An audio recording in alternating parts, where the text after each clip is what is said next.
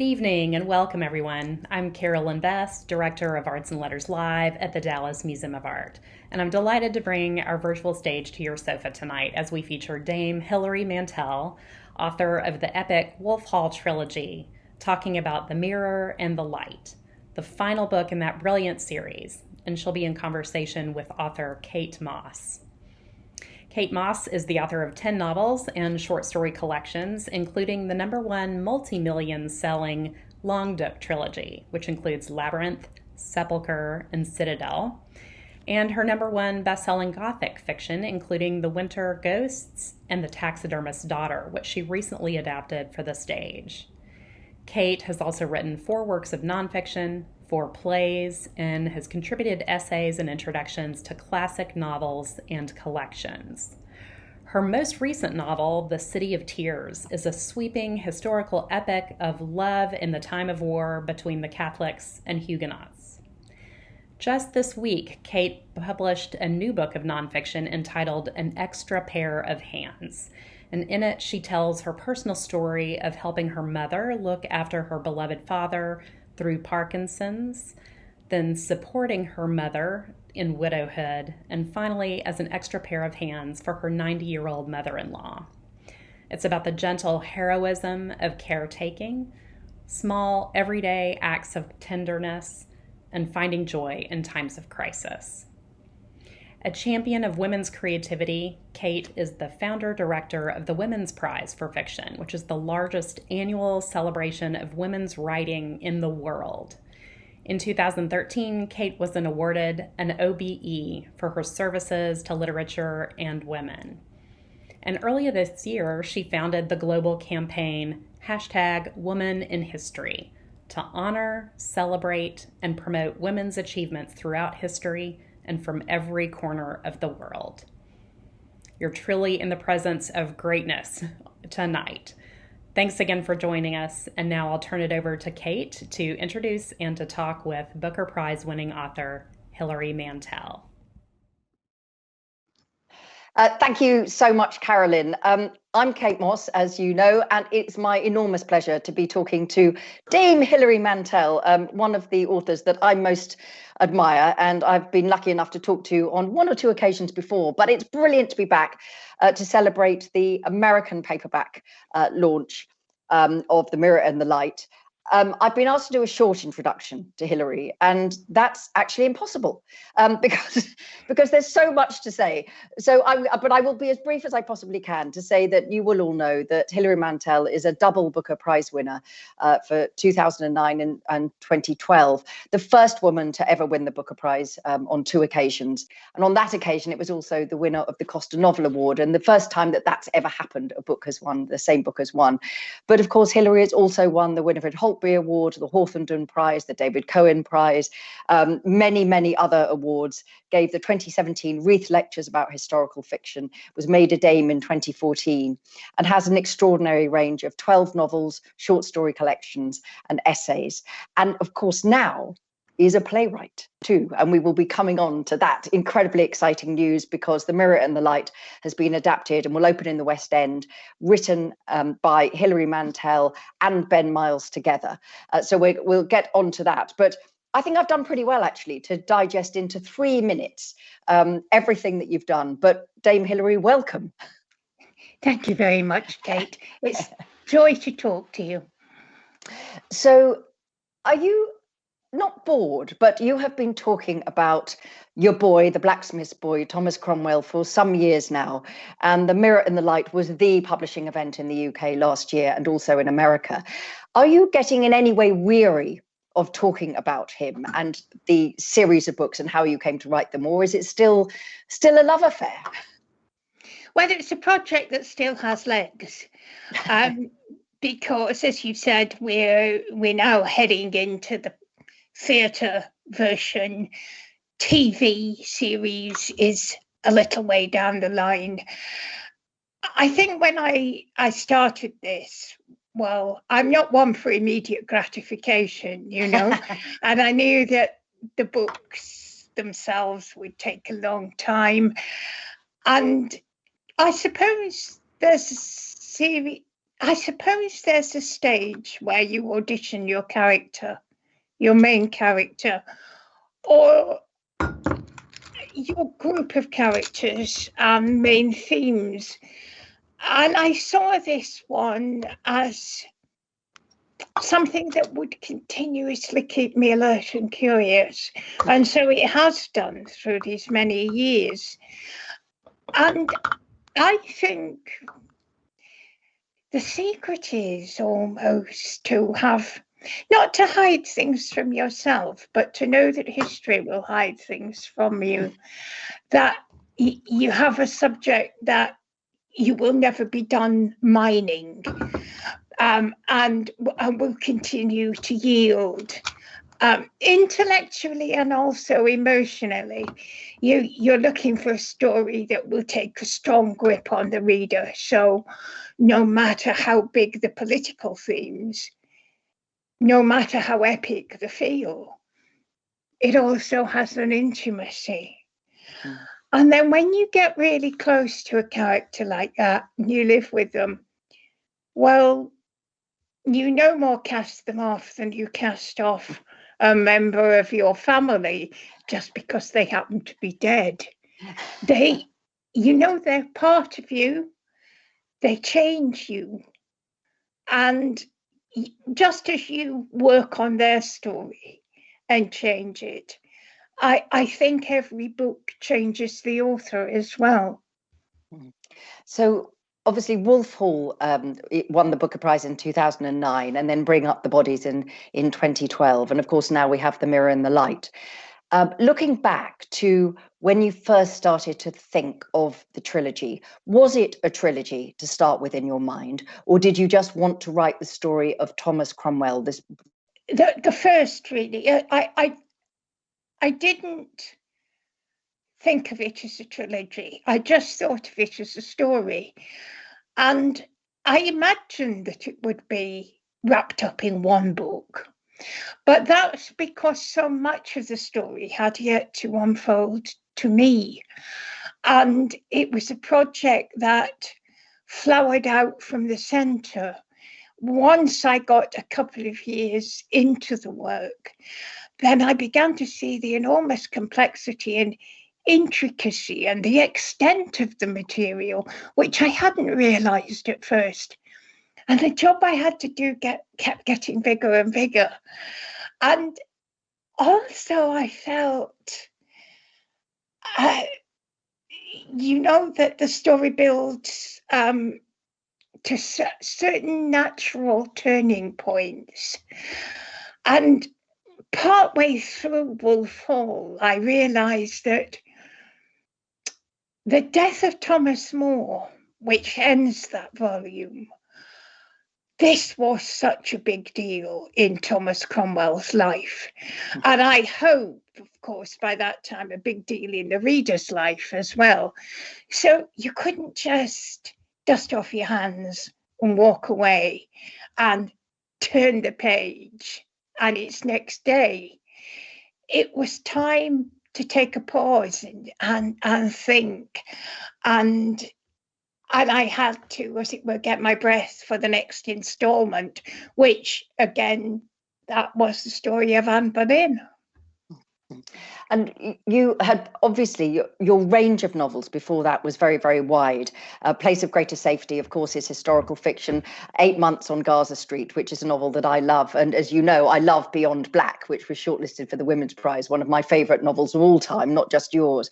But were you thinking of yourself as a detective, as an archaeologist into the Tudor period? How much did you know about Henry VIII and Cromwell and the court and the intrigue and the statecraft and all of those things before you started on the project? I had a very broad general outline, I would say, enough to satisfy me that Thomas Cromwell was a very good subject, and just enough to start to understand the ambiguity surrounding him and the difficulty of mining the sources. Enough also to make me understand how badly he'd been served by historians, certainly by popular historians, and even worse served by novelists and dramatists. So nothing gets your creative juices going, flowing, like seeing a job to be done. Yeah. And thinking, moreover, I am the one to do it. And you walk around for a moment or two, or a month or two, feeling as if a big finger of fate is pointing at you. And that's quite an important stage, I think. You've chosen the book's chosen you. And it's a good thing I had that strengthening proposition of feeling it was a vocation, because, oh gosh, it was hard. Yeah. It was so difficult. And the difficulties just unfolded month by month. But you aim to keep that from the reader, of course. Of course, of course. To the reader, it must look easy. Of course, it's the swan, isn't it? It's the swan. Yes. But at the same time, I think that sense of prickling excitement that you were feeling on the back of your neck, I think that does sing on the pages. The idea that this is the story that I can write. I, Hilary Mantel, can write this story. I think it sings off the pages of Wolf Hall, and indeed the second two books. So it's hidden in terms of the hard work, but the joy is there, I think. I think I did have that feeling of having arrived at last at the subject matter I'd been training for. Not that the earlier books were just training exercises, but I felt that this was the culmination of something. This was the project that was going to test and try everything I could do. And every time I felt a limitation, like a wall around me, then it was my job to kick it down. Yeah. Something you just said about historical fiction, and obviously you cover this in your Reith lectures as well about historical fiction, that idea that the historians tend to think that they're the only ones that have the right to analyze, to critique, to put our shared past on the page. But those of us who write historical fiction, we can sneak between the gaps of what we know and what we can imagine. So I feel that you were very much waving the flag for fiction as being in some ways more truthful about the past and the people of the past than sometimes straight history can be. Is that fair? I think you require imagination to complete the picture. And what struck me about Thomas Cromwell particularly was that there was more data almost than any one person could master. But in all those papers and all those books, there was no person, there was no man in there. And I went in search of that man, and it was a project of thoroughly imagining something that had been under-imagined.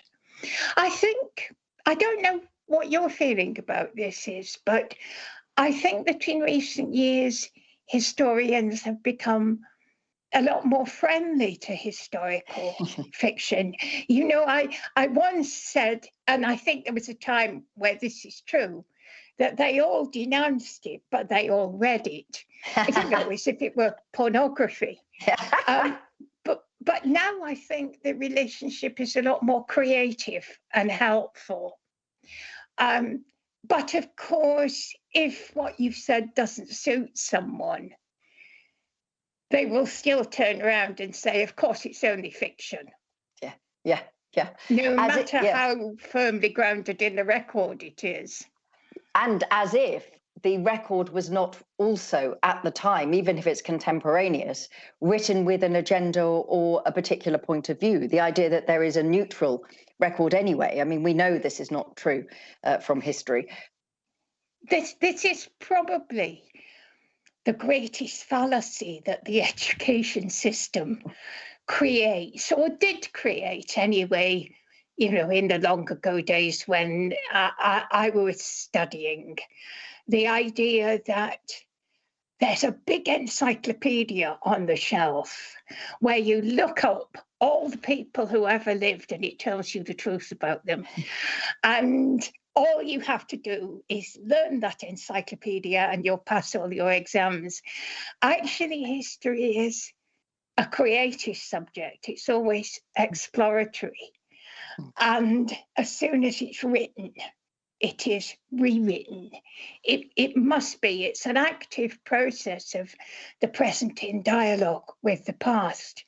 And as you say, we always have to ask ourselves, why did that get onto the record? Who put it there? When that thing was put on the record, what was left off? It's like thinking, yes, you're telling us what went on in a certain room, but what was going on in the room next door? And that's always the kind of question that the novelist is asking. And history tends to make certain players step forward so that you hear their dialogue very loud. But the novelist also concerns herself with the people in the background who are muttering and rolling their eyes. And it's almost like, let's change your focus so that you see all around the room, including the corners. And they, in my writing, it's very much about the unheard and underheard female voices who were there too, but were never being put centre stage. So you'd be forgiven sometimes in the 16th century in France for thinking that there were the only two women that existed were Catherine de Medici and Jeanne d'Albret, and nobody else. There were no other women at all. So yes. I mean, but what difficulty getting onto the record, don't they? Yeah. Because so often the record is based on political business or legal proceedings, and women's voices, therefore, they get pushed to the margin. But part of it's about learning to listen, isn't it? Yeah. Because they are there. They are there, and they can be found by writers like us. Well, one of the things that I think is so extraordinary about, there's a lot of words when you put Wolf Hall and Bring Up the Bodies and The Mirror and the Light together, but and we know what happens. Most people know what happens. Yet there is this incredible tension in The Mirror and the Light. Not that I expected you to swoop in and save him. I knew you couldn't. But it is extraordinary that you have managed to get that sense of what's going to happen when we know. Were you conscious of that we knew how this story ended, and therefore that your skill and your craft needed to be slightly different to keep that sort of jeopardy there? Or was this just naturally how you wrote The Mirror and the Light? I never did really perceive that as a problem, because I think the fact that we know what happens can actually serve to heighten the tension. Because once you've got to know a character well, that includes knowing his fate, but you want to see and you want to hear and sense for yourself how he will respond. So to each political development, then to his own approaching death, we want to know how it will feel to him from the inside.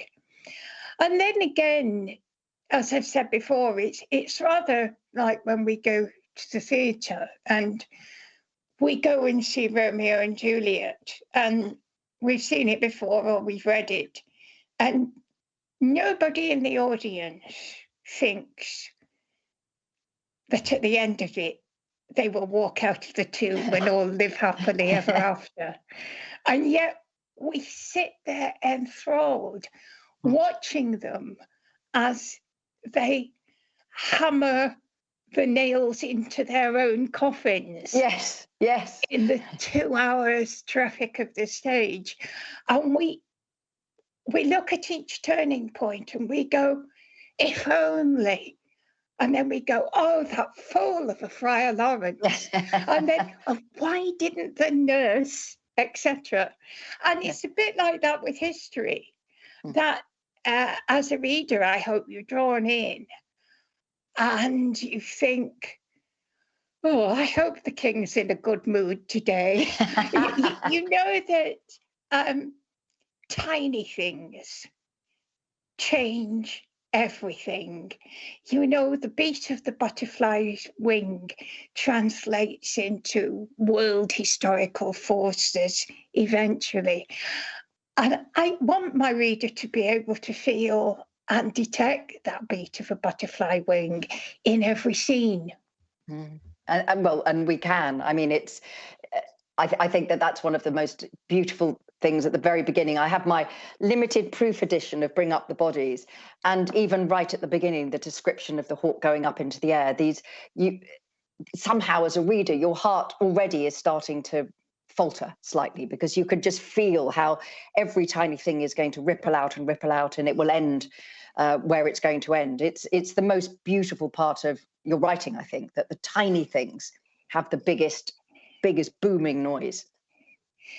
It takes a while, I think, to be in the room with them. And I think it's always worth saying this about research that people often ask about, and I try to say it's not just the accretion of facts. That's the easy bit. The difficult bit, and what takes time, is the acclimatization, the feeling that you can walk around a Tudor house, is that if necessary you could light the fire and rustle up a meal, you know. And because when I started, I was moving my imagination by a couple of centuries. I dwelled in the 18th century for a long time.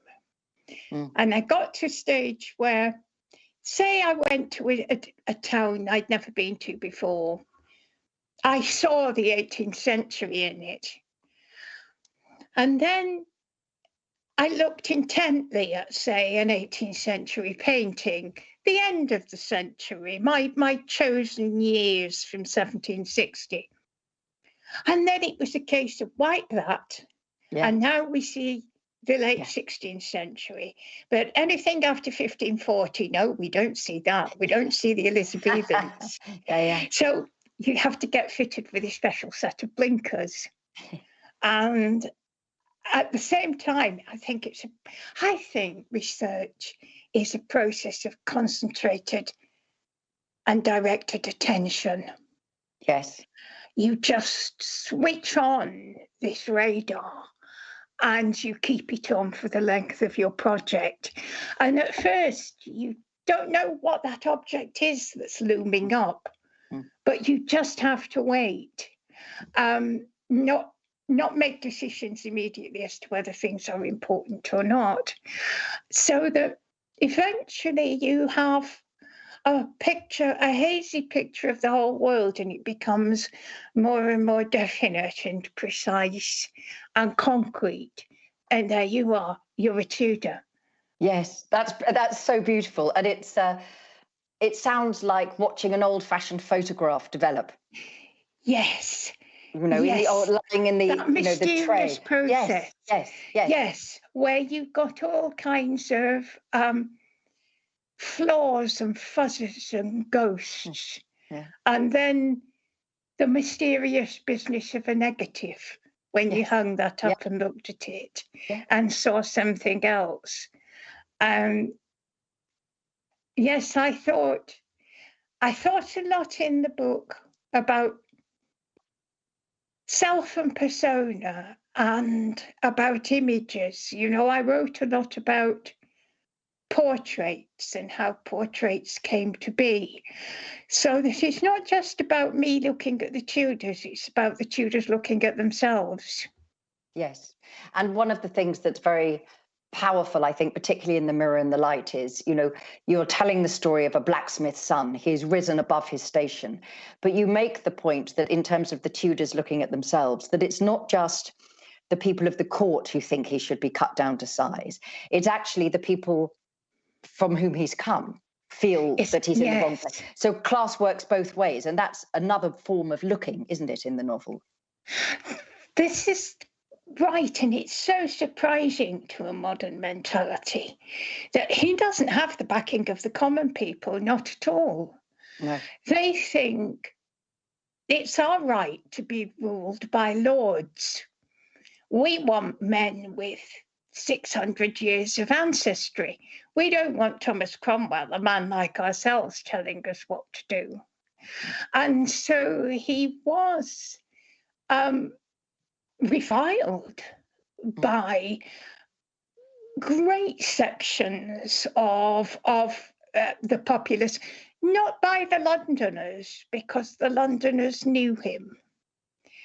But, you know, one of the things I say in the book is that the further you get from London, the worse his reputation becomes. So you get halfway up the country, he's an evil sorcerer. But by the time you get to the Scottish border, he's the devil himself with horns and a tail. And it's all rumour and it's disinformation. And it's extraordinary to think of those days where the image was not affixed to the reality at all, or rather it was just beginning to happen, but no one outside London would have recognised Thomas Cromwell. No. Do you think we're going back to those days? Do you think that one of the reasons we all love historical fiction is that we can sometimes see an echo of contemporary issues that concern us or worry us, or, you know, we enjoy? Well, I'm always wary of this because, you know, as I said, the past isn't a service to us. It's there to be understood and appreciated for its own sake. And we belittle those people if we use them just to draw lessons from. But every historical novel is a product of the time in which it's written. And of course, as I went through the book, particularly the last book, The Mirror and the Light, I was thinking a lot about rumour and asking, how is it that a scurrilous ballad made against Thomas Cromwell up on the northern border is found a week later down in Cornwall, in the extreme southwest of England? What happens over those hundreds of miles in between? It's almost as if there's always been a secret internet. And you know, how do folk beliefs and folk devils transmit to areas geographically isolated? I'm not sure I want to know the answer to this. I don't think there is an answer. I think it's a mystery, how misinformation grows. And, you know, the things people refuse to take on board and the things they want to believe. Yes. And I'm looking at superstition, rationality. I mean, these are all topics for today as well. And solace, you know, the solace in there being a character that everybody unites around loathing as much as the solace in a character that everybody unites around praising. Because into that character, you put all the things you hate. And then he ceases to have any correspondence to real life and he just becomes emblematic. Or you put all the things you love there. And I want to come on to talking about adaptation and particularly you as a playwright in just a moment. But before I do, with this long period of writing Cromwell on the page, when you were finishing The Mirror and the Light, was he the man you thought you'd end up with at the end of the book? Were you kind of recognizing the character you were writing because of where you'd started from, or did he and you kind of grow together as you wrote through the trilogy? In a strange way, I think both are true.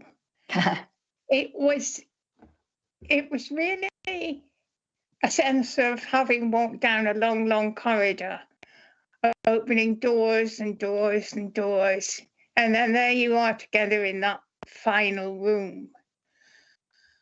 He didn't surprise me, put it that way, but he did grow more complex and never less ambivalent in a way. I did admire him, and I admired him from the start. But at every stage, the information you have about him is challenging because it's challenged, because it can be endlessly interpreted.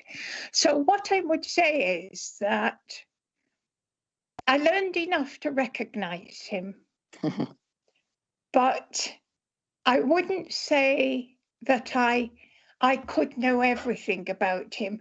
I think if a character was purely fictional and a product of your imagination, then yes, you could say, I can give a complete account. In this case, it's almost as if the end of the book goes ... Not that he will be continued, except in different media. Yeah. On that point, working with the Royal Shakespeare Company for the Wolf Hall and Bring Up the Bodies, as a piece of work, and obviously with the television. And now it's just literally a couple of days ago, in May, being announced that you and Ben Miles, who plays your Cromwell, have worked together to adapt The Mirror and the Light, and it's going to open in the West End in September at the Guildwood Theatre, which is so exciting. So the first question, I suppose, is, before you talk about the process of poacher turned gamekeeper, in a way, becoming a playwright as well, was it a difficult thing to be writing and working on The Mirror and the Light once you had a physical flesh and blood Cromwell who had been on the television and been on the stage in your mind? How did having Ben there, if at all, influence how you were writing Cromwell in The Mirror and the Light? There was a lot of influence from the theatre production, but I don't think it was really as direct as that, because I think certainly I make an inner image of my characters, which forms up in the early stages of a project, and nothing that could happen could displace that image. So it's as if the physical actors, they add a bit to it, but they don't displace my sense. So that when I was writing The Mirror and the Light, I didn't see Ben and I didn't hear Ben. When I was writing the play, then a different matter. But the influence, I think, was more subtle, because I did have a great deal to do with the first two plays, right from the beginning of the writing process. And then what happened was, as the plays moved from Stratford-on-Avon and then to London and then to Broadway, the scripts underwent great changes. And I took over, so that by the time we got to Broadway, I was credited as joint author. So I kind of worked my way in on that level. I was present a great deal during rehearsals, and I found it absolutely inspiring. Yeah. Because what I would do is I'd have my notebook for the day and I'd have my notebook for the new book. Because all the time, ideas were sort of firing off, and I would get these little glimpses of future action, so I'd jot them down. The two things ran very much in parallel. And also, it was what happened off stage as well, particularly when we were all together in Stratford-on-Avon. and it's a small town and you make your own entertainment. And there was a great deal of, our company was very musically talented. And there was a great deal of singing going on in the evenings.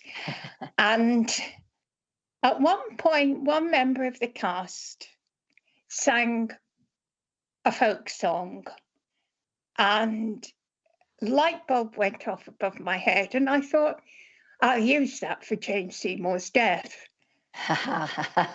which happens in the third book. Yeah.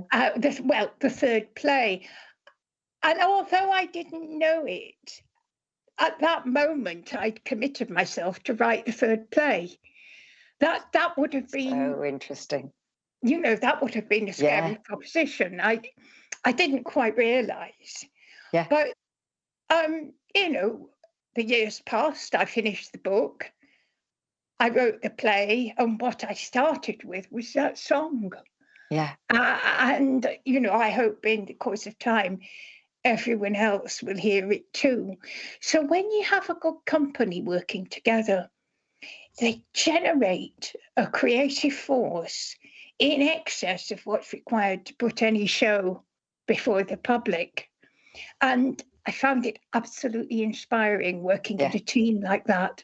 Yeah, I absolutely agree. Having just done a similar thing, adapted one of my novels, I feel that the energy and of ideas that you get from other people who see things slightly differently is absolutely awe-inspiring and very, very inspiring. But also, I found that writing a play improved my skills as a novelist. Yes. I don't know, particularly with dialogue. Because every word, that sense in a play that you come in slightly after you thought you were going to and come out slightly before. I don't know. Could you feel that your playwriting experiences were influencing your prose as well? I did actually, because the third book is so complex, and there are scenes where there's a lot of material you simply have to convey to the reader. And you can't skip those scenes, otherwise you'll be derogating from your duty to tell the whole story, no matter how difficult. But sometimes you think, how can I put this across without really heavy exposition? So what I'd say to myself was, right, suppose this was a theatre, and you have two characters and they have two exchanges each. And they've got to get into it, through it, and out of it. Yeah. And I found that discipline was very clarifying. And then having done that and isolated the point, then you can let the scene relax and breathe a little, as it should in a novel. Yeah. And I started storyboarding things as well. Did you? Yeah. Because I just found that it was sometimes very helpful to think of people moving in space and how that shows whether they're concurring or disagreeing, whether it's upfront opposition or silent dissent, how status is negotiated by the way people move vis-a-vis each other, and what happens to the energy when somebody else comes into the room. And I found, I just found a new set of techniques, I suppose, and I wish I'd always had them at my command. But I would have always liked to work in the theatre, but the opportunity just didn't come along until now. But I think that is... It's a great change, isn't it? Yeah. From our ordinary lives, sitting in a room. Yes, and it's that weird mixture of confinement in that you go through the door and that sense it's always night in the theatre, no windows and all of those things, but then that you can do anything and go anywhere once you're inside. It's an extraordinarily different process from novel writing, I find it. Yes. Yes, where you don't, in a sense, have any constraints, but you do have the constraint that it's only you. Mm. How did you work with Ben, though? Because you have been working on this. You know, it's going to open on the 23rd of September and run till the 28th of November, and tickets are just gone on sale in the UK. But you must have been working on this during lockdown, and and so yes. were you working on Zoom, or were you doing different bits and sending them to one another? Just tell us a little bit about the crazy process. Well, we did it by email. Yeah. Ben was the first reader for this book. As I was writing it, I would send him a few chapters at a time, and his job was just to encourage me, frankly. And he read the 3 audiobooks. So he was very much on the inside of the material and knew it in a different way from me. Mm-hmm. And I think what we'd imagined was a big version of what we used to do in the rehearsal room. Whenever something needed solving, we'd just talk. We just make up dialogue. Yes. And we'd hit it. And I would do the same with the other actors. I'd just say, just talk it to me, and then we'll slap it together. And I think we imagine that we do it rather like that. Talk through half a dozen versions of each scene and then start refining them. As it was, we saw each other exactly once during the course of the first 4 drafts. And we did the whole thing by email. And I'm not sure how we did it really, but I stepped in right at the beginning and carved out a structure. And 2 years ago, we took that to our producer, 𝗵𝗵𝗏, and I said, I think this is the only way to adapt this book. Yeah. And I think it's strong, and I think this structure will keep the audience safe. So we worked from that. When we began, Ben was on Broadway doing the Lehman trilogy. Of course. I was back here in Devon, so I sort of took a run at the first part of it. And then we would just exchange scenes, as it were, and then negotiate down point by point. And of course, when you're never seeing each other, you have to be very careful that you're keeping the 2 scripts side by side, absolutely the same. You're not losing each other at any point. And secretarial services we were providing to each other seemed to be a lot of it, actually. I was dismayed to find at one point that Ben types faster than I do. This seems unnatural. Is it? But it's like a ladies' agency. Yeah. I think, it was because we'd worked together before. It would be very difficult with a person you were just meeting to work under those circumstances. But also, we've been working on a book of photographs too. Lovely. With Ben's brother, George Miles, who is a professional photographer. And we call this the Wolf Hall Picture Book. I don't know if that's what it will eventually be called, but that's the working title anyway. And in the years since the play ended, we've been meeting regularly to go to places that were somehow, we thought, important in Cromwell's life, and taking pictures of them. So in a sense, we've never let the project drop, and we've got on the inside of each other's thinking in that way. Yeah, it's wonderful. I'm going to take, there's a couple of audience questions that pertain to some of this. But before I do, it's my observation from the outside that you have really been enjoying all of this, that you were thrilled to win the Booker Prize and then you won it again. I don't know if you were disappointed to not win it a third time. That would have really been history in the making. But it seems to me that you've really embraced the joy of all these wonderful things happening. Is that true? Do you just feel like, yeah, this is my time, this is my moment? That's an interesting question. I think if you're in it, you've really got to be in it. You've got to show up and you've got to put a smile on your face. Yeah. I think if I go back to when Wolf Hall was published and then it won the Booker, between the writing of Wolf Hall and Bring Up the Bodies, I had a very hard time. I was virtually out of circulation for 6 months. I spent a long spell in hospital. And it felt, like the collapse of everything in a sense. And it was a long and painful crawl back. And I can't say, I'd like to say the ground has closed over that time. But of course, these things leave consequences.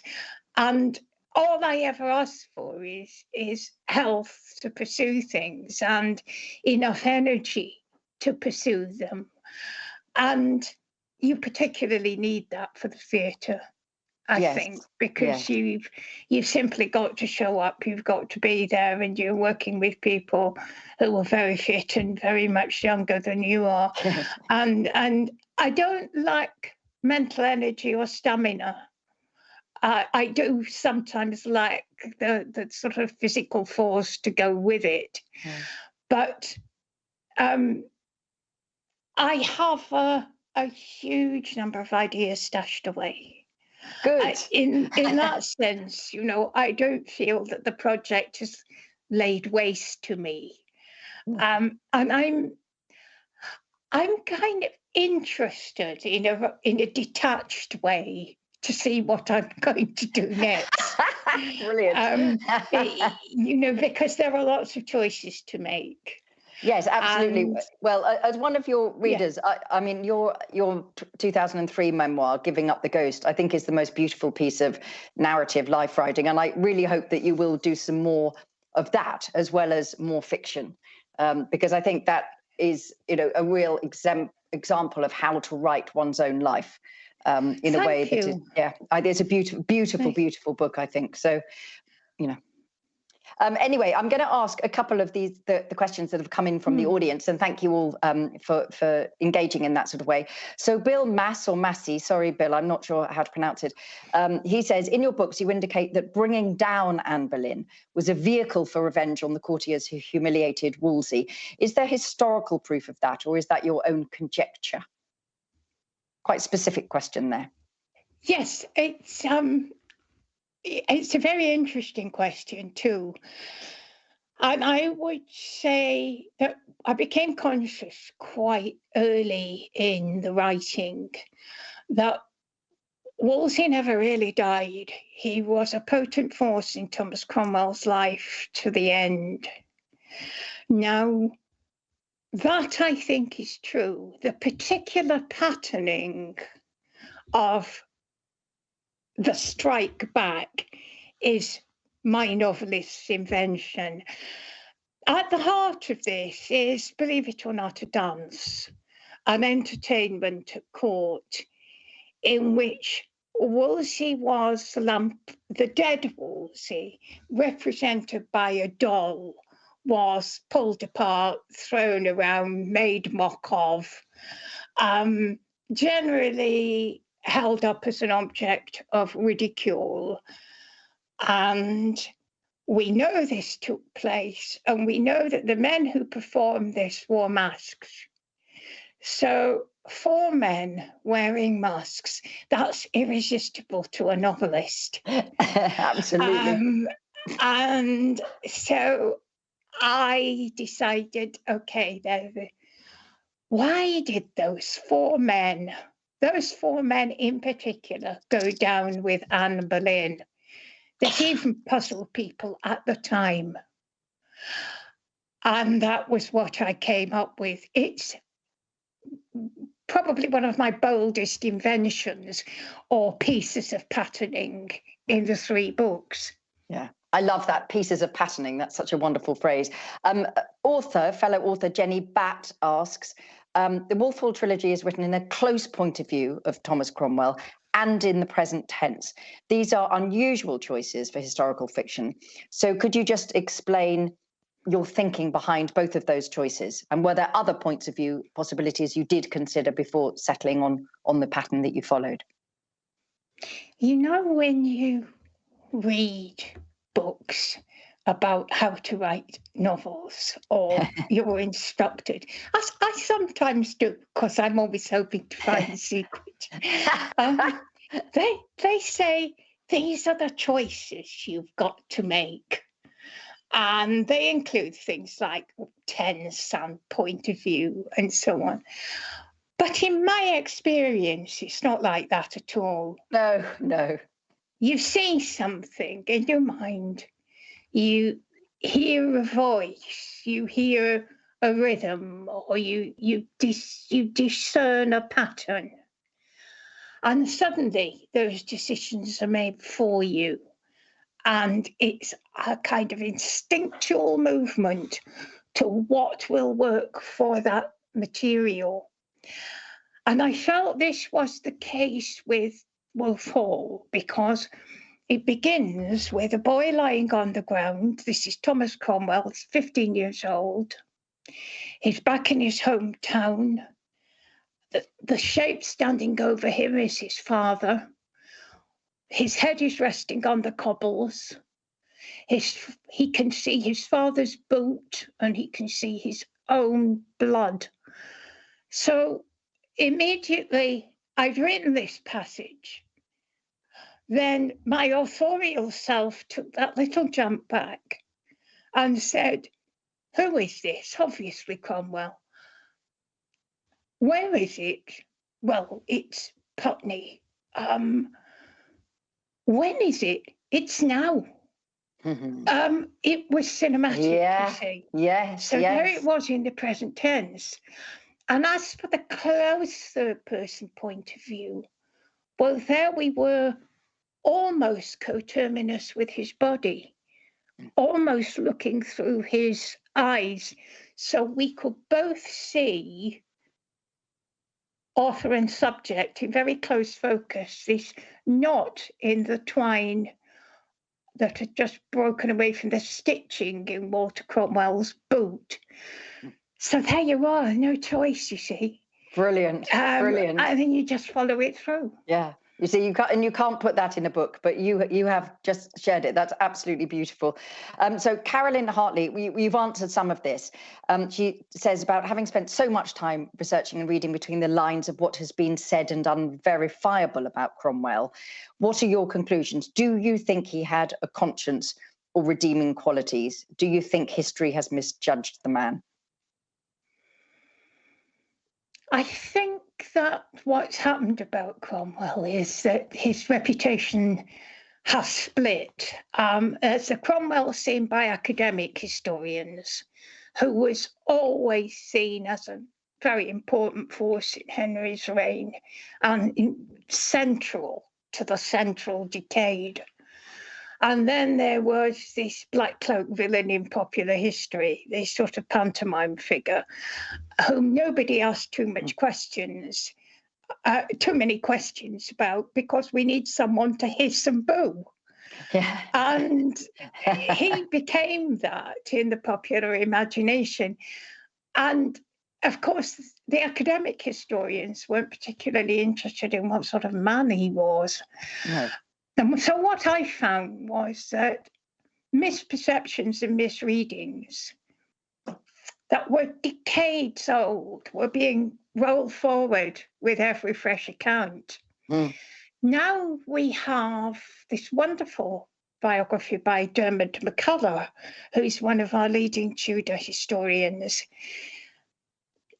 This puts a great deal of the mistaken, dubious record to rights, because he's gone back and and said, let's wipe the slate clean. Let's look at what is in the record, not what we think is there. Yes. And a very different picture emerges. And what, I've had many conversations with 𝗏𝗏𝗏𝗏 as we were both writing. And what we feel is it's recognisably the same man who's emerged from his scholarly biography, who has emerged from my fiction. Ruthless, strong-minded, yes, not more so than other figures of his time. Yes, a man with a conscience, a complicated, shrewd, enigmatic man. And in my view also, a man who withholds his own story as a source of power. Because nobody knows who he knows or where he's been. And I felt then that's my job, to coax as much as I can from him. Yeah, sort of to tickle him out. Another question without a name attached. Could you just explain the relevance of the title, The Mirror and the Light? It's a phrase that Thomas Cromwell himself used in a letter to Thomas Wyatt. Thomas Wyatt, whom we know as a poet, was at that time abroad as a diplomat. And Cromwell, who was his close friend, was sending him an account of what was happening back in London, putting him in the picture in several events. It was a time of immense stress for Cromwell, quite a difficult and torturous point in his career.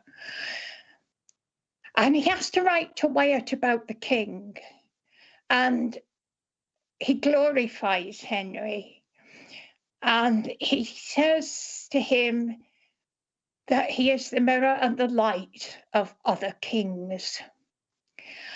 And that phrase just jumped out at me.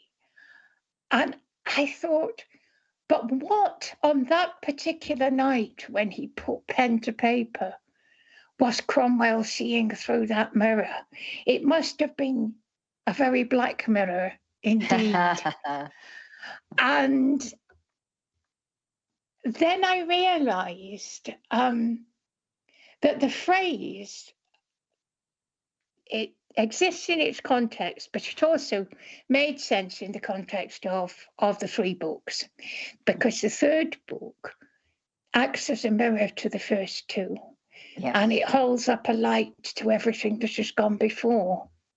Yes, wonderful. So beautiful answer. That we had a couple of questions about your different approach in writing books and the play and how your creative process has changed. But in a way, we've talked about a lot of that. But there is a final question from the audience asking what you have read recently that you'd recommend to the audience. And of course, that's I think it's an interesting question, always asking authors what they are reading and whether you can read when you're writing or whether you are very single-minded. I can only read detective stories when I'm writing. I can only read Agatha Christie, really, and a bit of Ngaio Marsh. I can't read other books when I'm trying to put things on the page because I don't like other people's voices in my head. But what about you, Hilary? Are you reading at the moment? I find that when I'm writing fiction, I find it very difficult to do justice to another person's novel.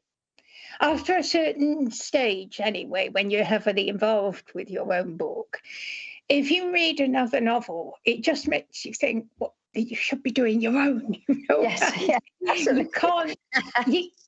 You can keep track of the events, but you can't make that imaginative engagement, and you owe that to a writer.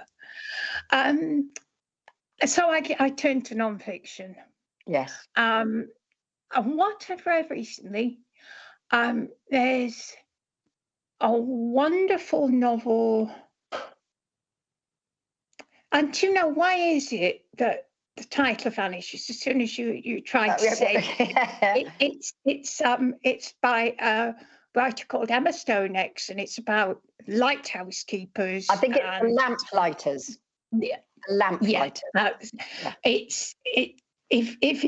If you've ever had the slightest interest in people living under pressure and under great isolation and strain, imagine them in a lighthouse in the middle of the sea when one of them goes missing.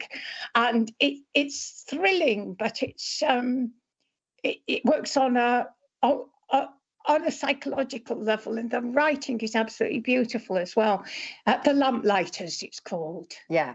Lamplighters. And so, yes, I recommend that. And I've just read, non-fiction wise, I've just read a book by Suzanne O'Sullivan, who's a neurologist, called Sleeping Beauties. And it's about modern medical mysteries. It's about sociogenic illness and psychogenic illness. So it takes in things like Havana syndrome. Right. And peculiar illnesses that have been afflicting asylum seekers in different parts of the world. And it's bang up to date. I was so enthusiastic about Suzanne O'Sullivan that I immediately went off and found her previous 2 titles and read them as well. And it's the kind of, I read a lot of psychology and books about medicine and criminology. I mean, it's an old interest of mine. It all feeds the imagination, the seeds of future projects are there. Well, I think that is the perfect last line, the seeds of future projects, which we all can't wait to see what they'll be. I'm afraid we've run out of time. We've talked for a whole hour. It's always such a pleasure to talk to you, Hilary. I always come away feeling incredibly inspired and like I've learnt loads of things as well. And I hope everybody listening will be rushing out to buy The Mirror and the Light, and indeed every single book you've ever written. Obviously, I will very much look forward to seeing the play in London in September. But for now, I just want to say a huge thank you for the interview today. And I will hand back to Carolyn Bess to round off this evening. Thank you. Many thanks to Hilary and Kate for such an insightful conversation. Copies of The Mirror and the Light are available for purchase online at shopdma.org. They include a signed book plate and will be shipped directly to you at home. Book sales benefit the museum, and DMA members receive a 10% discount on purchases. We hope you're continuing to find insight and inspiration in our virtual events, and you can tune into them no matter whether you're traveling or staying home this summer. Visit dma.org/ALL to browse our exciting summer lineup, sign up to receive our emails, and you can also join our Arts and Letters Live group on Facebook to stay connected. Next week, don't miss Pulitzer Prize-winning historian and Harvard professor Annette Gordon-Reed for her book On Juneteenth. Then on June 28th, we'll feature author Cheryl Strayed for her book, Tiny Beautiful Things, Advice on Love and Life from Dear Sugar.